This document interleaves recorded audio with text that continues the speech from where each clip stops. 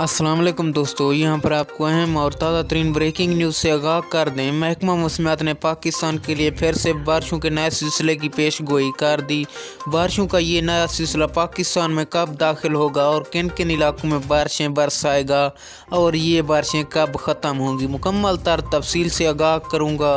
लेकिन उससे पहले इस वीडियो को लाइक करके चैनल को सब्सक्राइब कीजिए और इसके साथ बेल आइकन को इनेबल कर दें ताकि तमाम तर वीडियोज़ का नोटिफिकेशन आपको बर वक्त और सबसे पहले मिलता रहे। जी हाँ दोस्तों, आपको बताते चलें, महकमा मौसमियात ने फिर से पाकिस्तान में बारिशों के बड़े पैमाने की पेशगोई कर दी।